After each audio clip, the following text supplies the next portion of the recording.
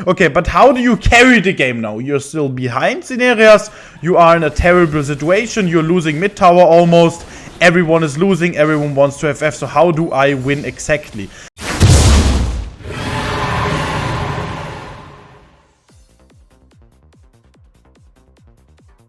So first of all, I see an invade here. Okay, now I show you how to play on an invade. You're gonna ping, you're gonna commune, please come. And you're gonna play very slow. It's a big mistake already. What is this? If you play too aggressive, I'm not gonna face check. You see my rep is already spawning, I'm not gonna face check. I'm gonna wait for Irelia to come. Olaf is very strong, level 1, so I need to be especially careful in how I play it. It's a Jax jungle. I'll try to face check the Jax here.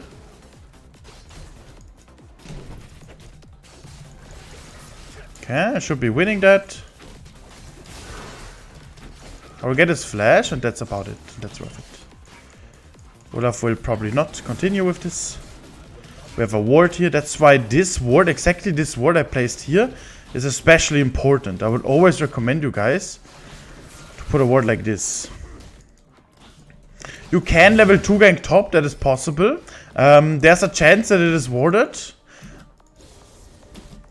If it's warded, he cannot push out. And if it's not warded, he will die. Now it's important to play slow. Take the kill here. Make sure it's a freeze.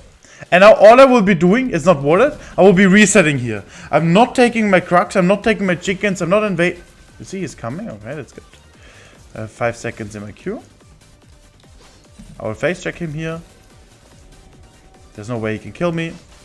He only did his blue buff, so I'm absolutely fine. I'm gonna reset here, as I said. I'm gonna buy boots and a dagger. Boots and long, so it's actually better. And I'm completely ignoring my bot's topside camps. It's very important that you ignore your topside camps right now. All I will be doing is I will be taking my bot side camps, ignoring my topside. They will both be level 1, so I kill them very fast later on. The chance that Jax is in my topside jungle is given. The chance that Jax is in my bot side jungle is 0. So now Jax walked all the way to his red buff. I'm gonna danger ping the red buff here while I'm taking my bot side camps. And you see the invade in the early game was extremely random and flippy, but it still turned out to be in a very, very good outcome for us. Because we just focus on being consistent and not making any stupid mistakes. Now we don't even need to go for blue buff immediately, we are level 3. I'm just gonna go for Scuttle right now. Okay.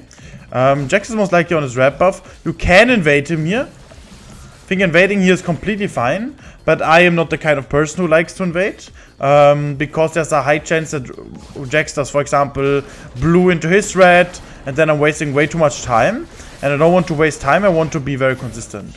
I'm gonna danger ping bot lane, and once again, because Jax is around bot mid, okay, he ganked mid lane around the wards here, could have picked that as well.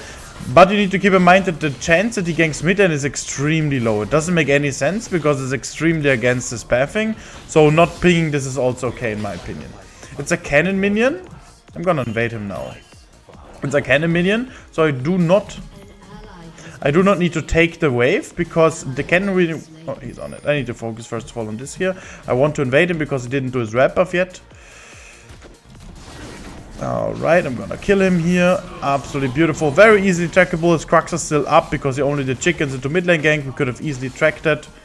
Need to keep in mind an eye on the bot lane here as well. Okay, my entire team is losing. I'm the absolute only one who does anything. Everyone is typing FF. And this is probably exactly like you have it in your game. So it's a good practice. I'm gonna try a bot lane gank here. We have the zone.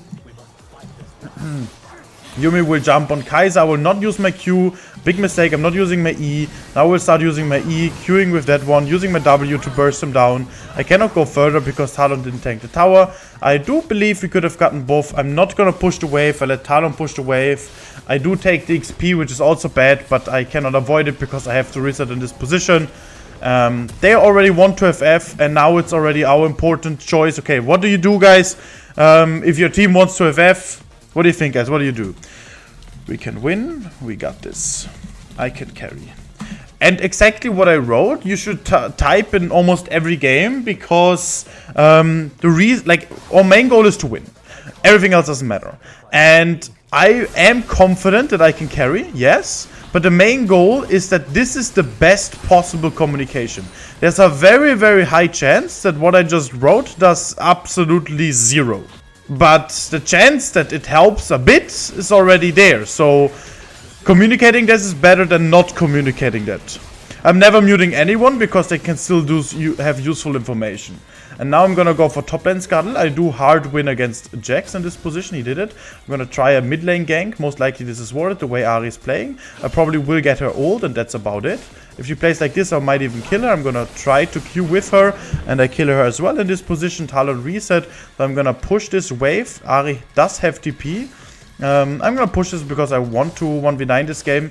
Usually if you are not on lower elo, I wouldn't recommend you to push it. In this particular situation, Ahri would take way too long to go back on the lane. So it's completely fine taking the wave while Talon roams and I can take even one plating.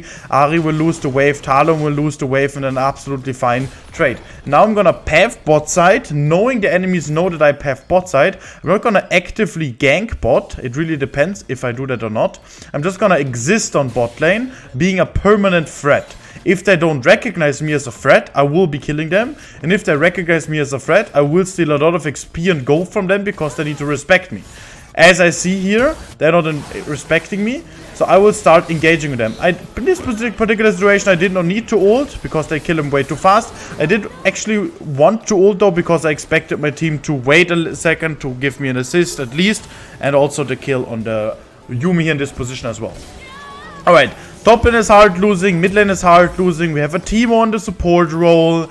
Everyone is flaming, everyone wants to FF, everyone wants to give up. It's the exact gameplay you are in, guys. This is the reason why you are hard stuck. Because your team is trash. I feel you. I mean, what is this? Blowpipe enjoy. Ah! Okay, I'm getting invaded. Now, I'm going to focus again. Most likely he's just gonna flash again. He will die from the burn here in this position. I'm gonna take the red buff. After the red buff I will take Crux. After Crux I can take the Olaf shutdown. I will 100% get the Olaf shutdown. You know why? Because I will tell you a secret. This Olaf will think, oh, I'm so strong.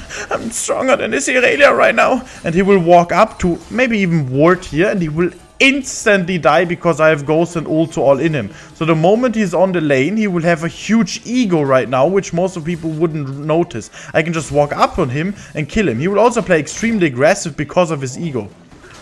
Oh wait, I was correct! How do you read it so easily, Sinerias? Shut down. Yeah, I told you guys, it's it's always the same pattern and it's very easy to read. I can see this in 10,000 miles already. Okay, we're gonna take Herald as well. And after Herald, we do the exact same psychological thing on the bot lane.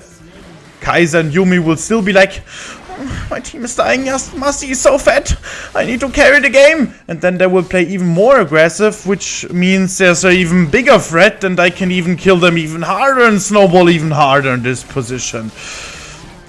Alright, Jax is mid, and this is a perfect example. Literally every single one of my team is hardcore, extremely piss-hinting. Okay, perfect. I'm gonna reset here. And Talon, we will lose one plating mid lane and also the wave. This is absolutely fine. It's better to still take the reset here. You can even go for Kraken, then Rage Blade. Whatever you buy is fine. I've seen that Kraken and into Blade from King, Kraken into Rage Blade, Kraken into Blade from King, into Rage Blade. All these options are completely fine in this position. Okay, but how do you carry the game now? You're still behind Sinerias. You are in a terrible situation. You're losing mid tower almost. Everyone is losing. Everyone wants to FF. So how do I win exactly?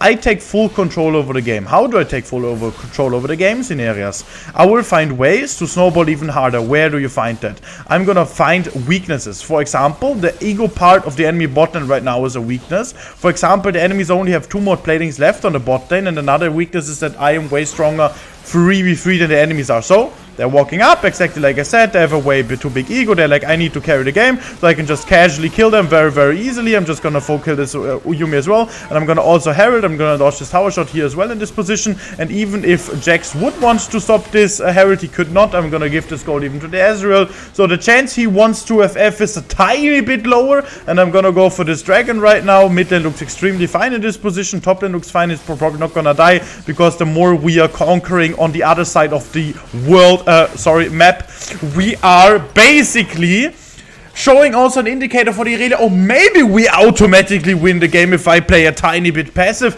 and therefore will play maybe a tiny bit more passive. Alright, let's take a sip of water here in this position. Always drink water.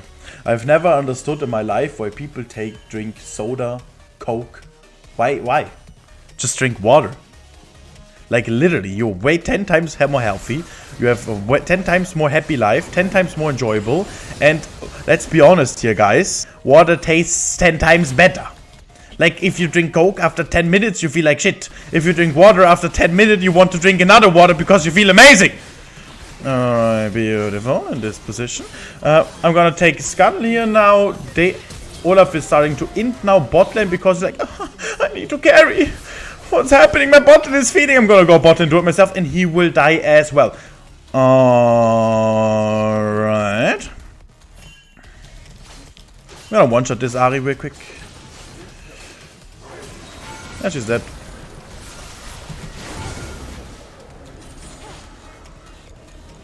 Never mind, she's not dead. I knew that nobody's mid lane besides Ahri, so the chance I die is exactly 0, and the chance I burst her is very, very high. If she does one mistake and not instantly ulting, she will 100% die, and the chance she kills me is precisely 0, so I was able to go for this play. Okay, I'm fine with going for this one as well. I have Ghost. I'm gonna wait for Jax E. I'm not gonna engage before. Now I see Jax E. Now I'm gonna go inside. I'm gonna press my Q, W reset. I'm gonna go further because I will get my resets here as well. I'm gonna Q this guy. Who's gonna come? Ahri is also dead. You see Kaiser, Yumi on the map. We see nobody on the map, so I can just take the wave here. It's absolutely fine. And afterwards I will go for the tower, because if we get the tower as well, there would be a lot of solo gold here in this position. Kaiser and Yumi are coming now. I will just reset here on spot. I have Rage Bait, and I'm gonna go for Red Buff right now. How do I lose my ego? And this is a good advice if you are a laner and you're like, okay, how do I lose my ego? It's about having confidence. Ego is always kinda bad. Ego is like having too much confidence. I'll give you an example for this Olaf. This Olaf was playing way too aggressive, which means he had way too much, he had ego, right? He has too much ego. But if he was just confident in terms of, I will carry this game, I'm stronger than the Irelia, but not be like, I don't care what the jungler does because I need to beat the Irelia, he wouldn't have ego. He would just be very confident in terms of, I will win against the Irelia, so the moment I see he somewhere on the map, the moment I'm a little bit more safer, I will instantly all in because I will always win because I'm way better. That is confidence. But ego would be, yeah, it doesn't matter what happens. If I see Irelia touching my wave, I will all in because I will not let her take any CS anymore because I'm stronger. That's just pure ego and will just get punished by me by conquering him. So it's your responsibility to find ways how to know your strengths, but also be humble in a way that you don't embrace your weaknesses, that you are avoiding your weaknesses. Okay, we're gonna end the game now. It was extremely easy. Every lane was losing, but since we are so winning so hard, it's already open. Top lane been at 14, even though everyone was losing. The enemies can't do anything, simply because of a good understanding of how the game works. Okay, I'm gonna try to Q the Jax here. Jax will die here as well. Alright, beautiful. Ahri is dead as well. We don't need to take this, but I want to kill the Kaiser here. Oh, why the fuck not? Okay, I will die for that, but that's fine. Because it's not about dying, it's about sending a message. But, of course, if you look at the macro, this was too deep. Too deep. Ah! I'm having an ego now. This is a good example, actually. Okay. What is the best macro now? How do you win the game? It's still, the enemies can still win. So what do you need to do right now? Okay, so I'm gonna explain it. Look at the minimap right now. This is a macro tip for all of you. Also for the high-elo players. Patrick, this is for you as well. You should not use it mid or top. It's correct that you need to end the game. I'm just pausing for a second so I can explain it. It's correct that you need to end the game, yes. But you shouldn't use it top or mid. Why? Because the chance you can end the game with that Herald is around 70% or 80%. And that is way too low.